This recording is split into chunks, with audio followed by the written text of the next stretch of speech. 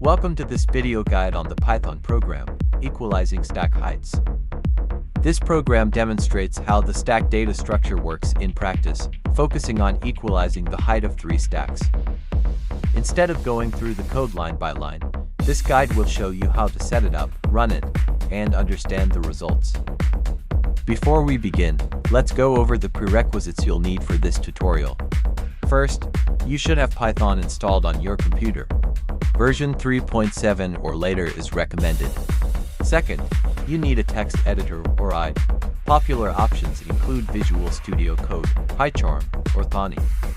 Third, basic knowledge of running Python scripts will be helpful, but we will also walk through the process step by step. Finally, make sure you have access to the program code, which you can copy from the project document or GitHub link provided. Once you have these prerequisites ready, we can move on to setting up and running the program. First, you need the code.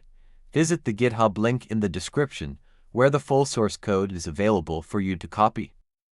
Open a text editor or an integrated development environment, such as Notepad, VS Code, PyCharm, or Thonny. Create a new Python file and paste the copied code inside. Then, save the file with the name stack_equalizer.py. Make sure the file extension is .py, not .txt, so it will run properly as a Python script. Running the program, you have two options depending on your preference. Option A, if you are using VS Code, ensure that Python and the Python extension are installed. Then, simply press the Run button at the top right, or press Ctrl plus F5 on your keyboard. The program will execute inside the built-in terminal. Option B, if you prefer the command line, open Command Prompt on Windows, or Terminal on Linux or Mac. Navigate to the folder where you saved your file. Then type python stack_equalizer.py and press Enter. Once the program runs, it will ask you to enter the elements of the first stack. Stacks are entered as integers, and the program calculates the total height of that stack based on your input. Next, you will be asked to input the elements for the second stack, and then for the third stack.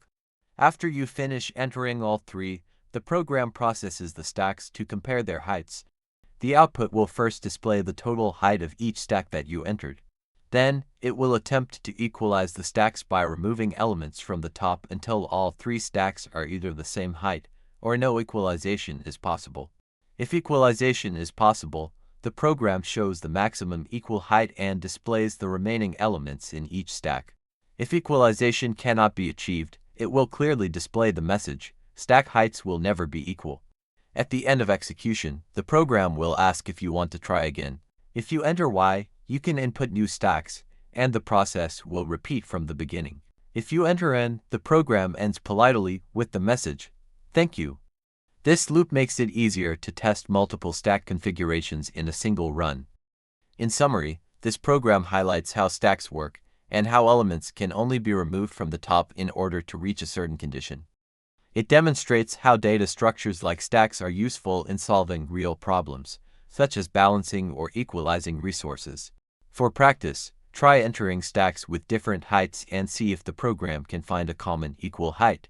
You'll notice that sometimes it's possible, and other times it is not, depending on the elements you provide. This exercise will strengthen your understanding of how stack operations affect the overall structure. That concludes this guide. Visit the GitHub link in the description to get the full source code and try it yourself. Thank you for watching, and happy coding.